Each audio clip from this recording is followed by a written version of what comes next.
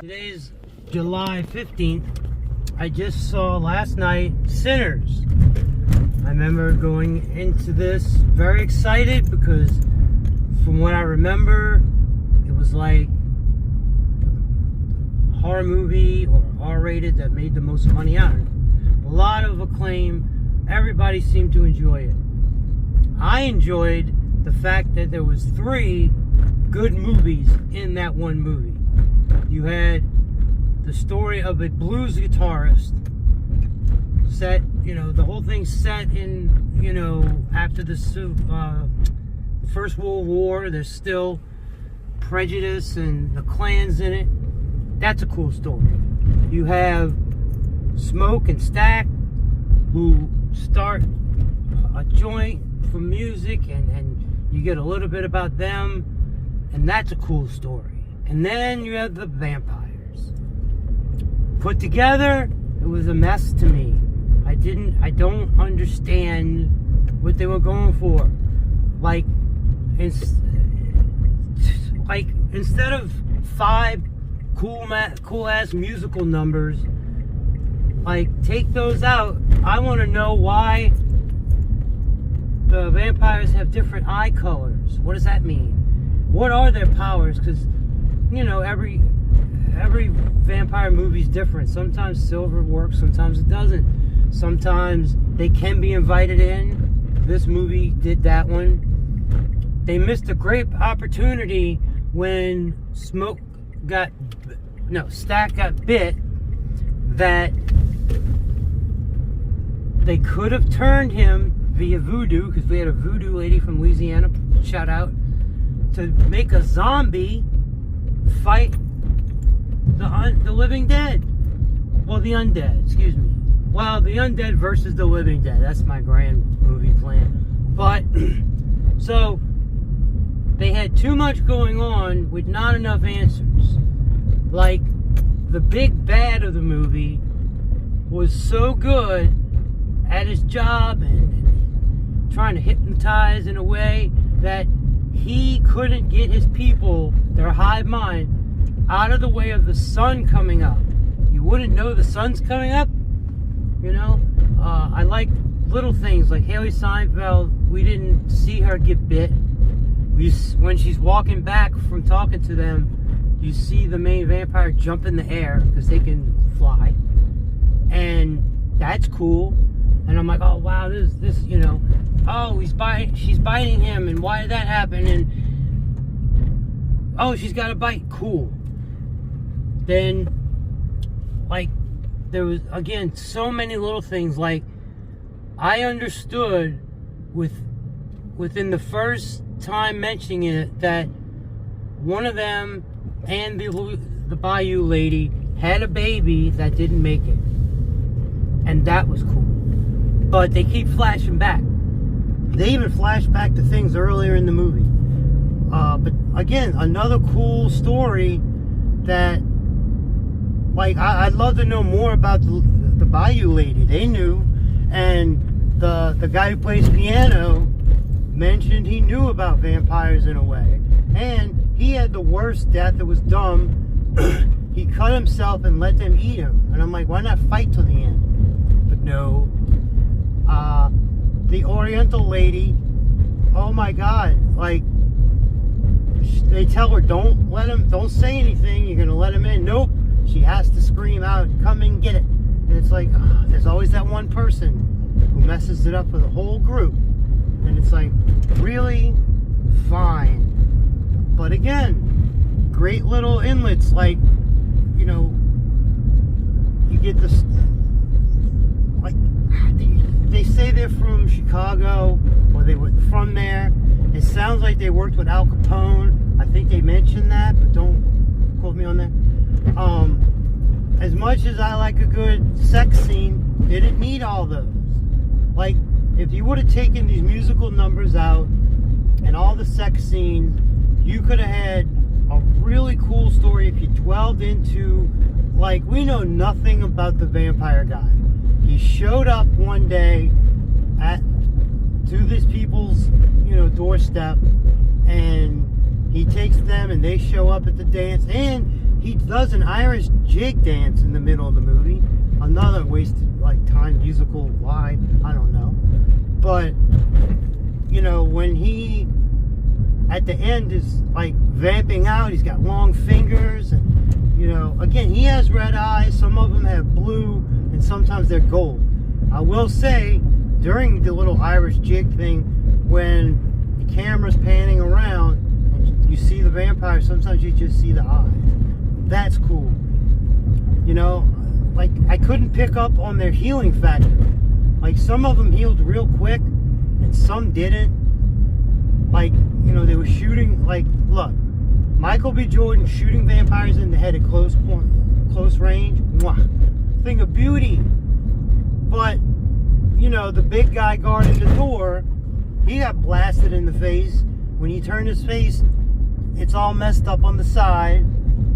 But sometimes, Stack stands there after he gets bit, and he's in the room, and you see it, and it looks like he's healing. I don't get it. So I will give it, out of 10, I'll give it a 6.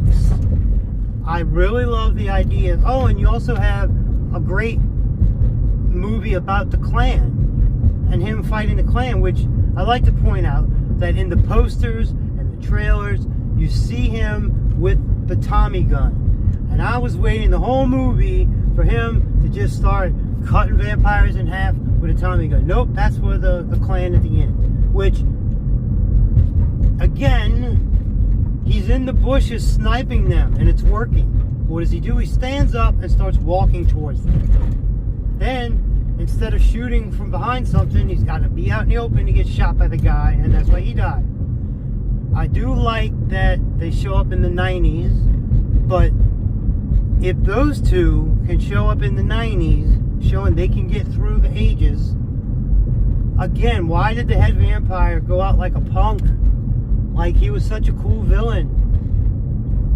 So I loved that there was 3 or 4 really great ideas in there, and it seems like they just wanted to put them all in one movie when, wow, you could have maybe had a trilogy. I hate that people do that all the time, but a panned out trilogy of, you could have showed them coming from Chicago to Cladesville or whatever, Mississippi, and the beginning of the movie is them buying the joint, and you get the idea that they were bad, but the young cousin is hey, you guys left. So a really cool period piece, but that's the thing, it didn't need to be like that. It should have been a vampire movie, but, and am I wrong, didn't Ryan Coogler do this one as well? Yeah. Okay. He knows how to shoot a movie, he knows how to do it. It should have been either take the vampires out and make that movie about a blues guy who, buddy guy, by the way, perfect. Who made it through the ages and all this turmoil, or a vampire movie set in that time period. So it looked great. The vampires looked good. I saw some CGI here and there, but it looked almost like it was all practical. I know some of it wasn't. I like the eye thing, but to have your grand vampire just go out like a fool at the end by just, I'm in the sun, I can't move. No. And I could have sworn Haley Steinfeld was in the group that burst into flames. But I guess I was wrong because she showed up at the end. And I honestly thought they were trying to address the great story of Robert Johnson. I hope I'm getting that right. The man who, the story goes, sold his soul to the devil at the crossroads, which is in Mississippi. So I'm like, are they putting this together? Is that supposed to be him? No, they don't bring that up at all. Because I thought they were going to say selling his soul was becoming a vampire, and that's why he lived long. But probably the greatest conversation in the whole movie was when they were in the 90s, and Stack's like, I can make this all go away where you can live old. And he's like, I think I've been through enough. It reminds me, for all you Aqua Teen fans of Carl, when the Moonanites say, we can make you live forever, and he's like, no, sometimes I just want to die. That's what it reminded me of. But they did good with the costumes, the acting was fine, but it was a jumbled mess of just these really great ideas. If for anybody who maybe hasn't seen it, I do recommend it if you're a horror fan, because we're horror buffs, me and Mr. D behind the camera here. We're horror buffs, so that's why I wanted to see it. And I got enough horror where I did enjoy it. I'll give it that. But these other stories, like, were seeping into my vampire story, where, you want to be a movie about plantations and slavery and the Klan. That's a great idea. They didn't, it was just kind of a throwaway. But yes, I'll give it a 6 out of 10. And I love that there was 3 or 4 really great movies in there that should have been drawn out or made into other movies. Now, so I do give it a recommendation. Even if you're not a horror fan, it was really shot well. It really looked good. The lighting looked great. That sunrise did look great. Blah, blah, blah. And it gave some hints of, like, Interview with a Vampire, where you see through time what's going on. But I wish I could give it higher, but I kept going, wait, why we got this? Like, were you trying to be Grease with all these singing numbers? And I grade it. Again, if it was about the musicianship, fine. And they wanted to tell, I guess, the story of that guy. But they kept jumping around. And was it about the twins? And that's the other thing. Michael B. Jordan didn't have to play a twin. That served no purpose. They could have had another guy be his brother, and it would have made the same impact. But maybe he wanted to play twins. I don't know. But I wanted to give my 2 cents. I just saw it last night, and it came out, 2 months ago-ish? So, I had heard great things. I think the hype I heard did not live up to it, but that's just my opinion. So, that was Colonel Chubbs' opinion of Sinners, 2025 movie about vampires, which I say 6 out of 10, but I do recommend. So, if y'all haven't checked it out, I suggest you do. I'll give it that recommendation. And if you do, come back to this video and leave a comment and tell me what you thought. If you agree, disagree, I love chatting about this stuff. So, until next time, I'm Colonel Chubbs, over and out.